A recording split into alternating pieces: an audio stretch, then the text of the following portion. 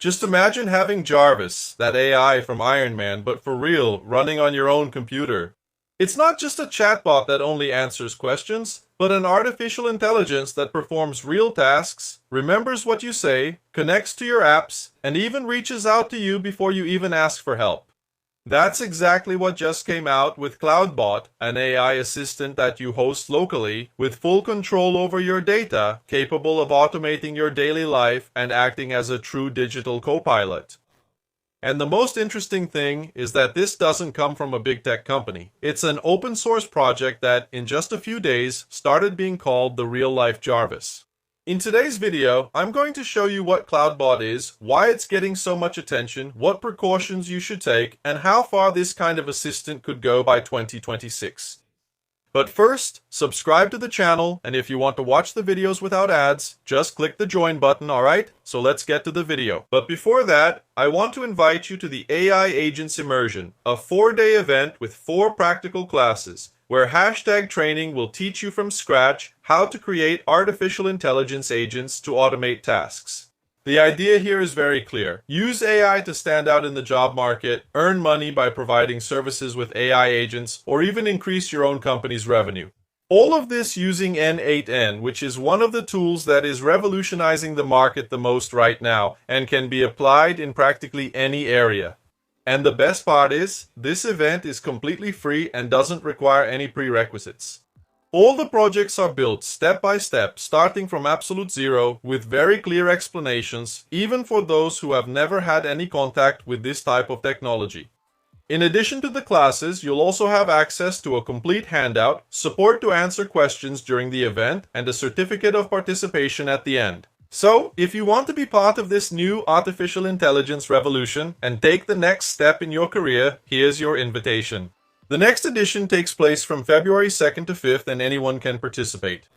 The only step is to secure your spot right now by accessing the link in the description or scanning the QR code that's appearing on the screen. So, hurry up and take advantage of it. Well everyone, today I want to show you CloudBot, which just changed its name. Now it's Multibot. Listen to what they're saying.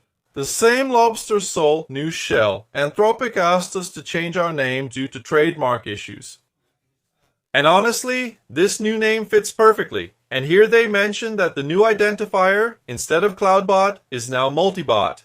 Look, they even have a profile here on X. If you want to know more, I'll leave the link down below in the description of this video. So, CloudBot or Multibot, now I'm going to show you how to install it and how this new technology works. So, as we've noticed in the last few days, this new AI is very easy to install. They provide an installation command here, and this changes depending on your operating system. For Windows, is this command here. If I click on change, then I can choose Mac or Linux, and then I use this other command. So, you can use it on all operating systems. If you're on Windows, you can choose. If you want PowerShell, which is this one here, or CMD, which is the command prompt we're already used to, scrolling down the page, we can already see the integrations for CloudBot or Multibot. And it's really impressive because you can control this quote-unquote AI Jarvis pretty much from anywhere, including from messaging apps like WhatsApp, Telegram, Discord, and so on. When we click on this link to see all the integrations, you can really tell there's a lot going on behind the scenes in this new system. Because you can integrate with practically everything on your computer, and that's where the danger comes in. Why? Since you give full access to your computer, obviously this opens the door for malicious people. So, what are the recommendations?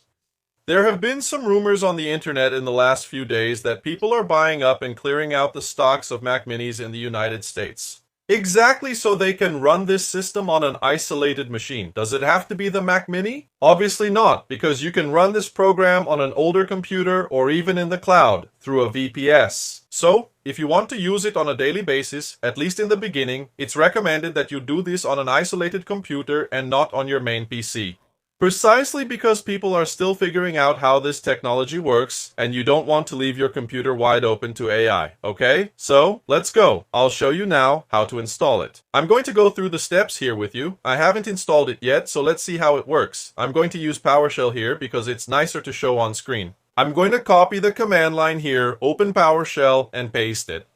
Then you just press enter. It already says here that it's installing, it detected Windows and so on, normal. Done, CloudBot installed. So it's very simple. With just this command line, you can install it on your computer. It's just so you can see how much access this tool has. They already ask here if you understand the risks of installing this system. Why? Like I said at the beginning, you're going to give it full access to your computer. I'll answer that I understand the risks. Then it asks if you want the quick start, which is easier, or the manual install, which requires more knowledge. I'll leave it on quick start and press enter. Then it's going to ask which artificial intelligence model you want to use. Why does it do that? Why? The project is open source. CloudBot is free. You don't pay anything. But to use the artificial intelligence models, you need to have a paid API key. Can you use free models? Obviously, however, the performance won't be the same. But that's where we raise the second red flag. Why?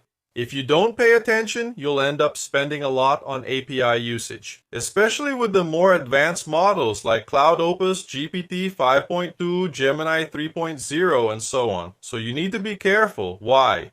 From the moment your API is placed here in the system, it will start running. And then, if you're a hard user, meaning if you use it a lot, you might have an unpleasant surprise on your credit card at the end of the month. Can you run it locally? Yes. You can download, for example, Ollama, which is a free artificial intelligence model. However, it's less powerful. So, for testing, you can even use a paid API there. You won't spend much if you use it a little. But pay attention, because if you get excited, it might end up being expensive. I have a paid Google API, so I'm going to use Google here. It asks here which system I'm using. I have a Gemini API, so here I'll need to enter my API. If it's a Google API, what do? Just go to Google AI Studio and click on Get API Key. If you want to use that free API that a lot of people use inside Google AI Studio, it won't work. So you need to go to Google Cloud.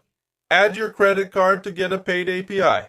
I already have my API key here. I'm going to copy my key. I'll come back here. Key pasted. Just press enter. Then it will ask which artificial intelligence model I want to use.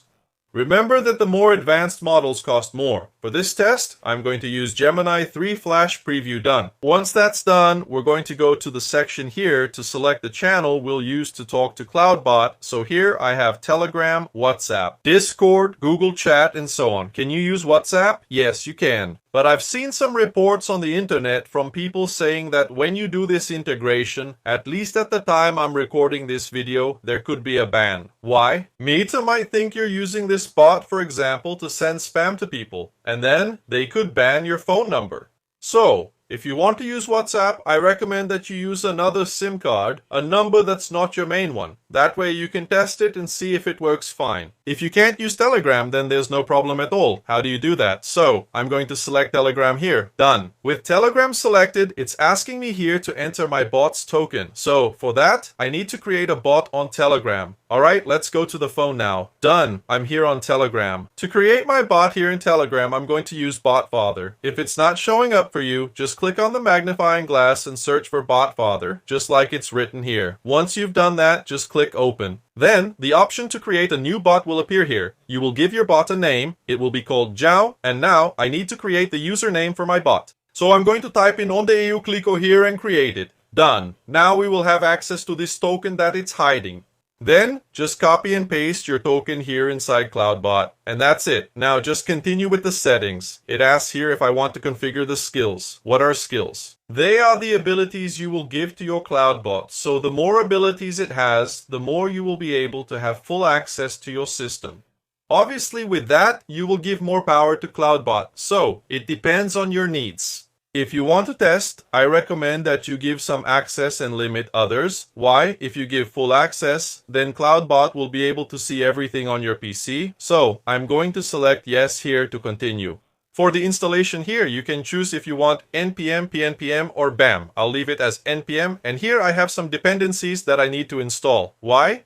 Since this is a system that runs locally, there are some dependencies here that will be necessary for the artificial intelligence to run everything properly. For example, I have Bird here. What is this for? In case I want to give CloudBot autonomy to access my X account, formerly Twitter, and make posts, for example. I also have this Nano Banana Pro option here. So, if I want CloudBot to create images for me, I need to enable this skill. Remember that you can do this later. So, if you're not sure which skills you'll need, just select skip for now here. That means you'll skip this step and you can come back to it later. I'll leave it on skip for now and continue. It asks here if I want to set up the Google API. For now, no. I'll press enter. Local places, also no. OpenAI, no. Whisper, no as well. 11 Labs, no. Here, enable hooks. What will happen? You can select it here.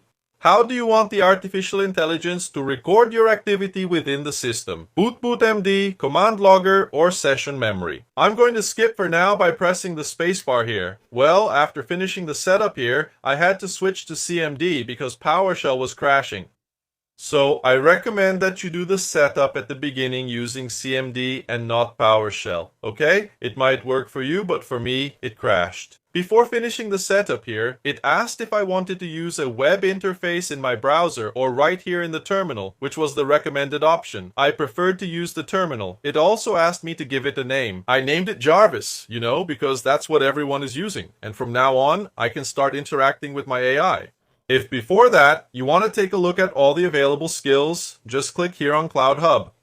Here you can integrate with Calendar, Trello, Slack, TikTok, Instagram, Twitter. Anyway, there are several integration options available here for you to boost your CloudBot. So, I'm going to start interacting here with the AI. Hello. Then the message already appears. Hello, sir. How can I help you today? From now on, all our communication will be in Portuguese. I'll update your preferences in the user.md file to make sure I don't forget this in future sessions. So, what do they say here? That it has persistent memory. So everything you talk about, all the commands you use here in CloudBot are stored in memory.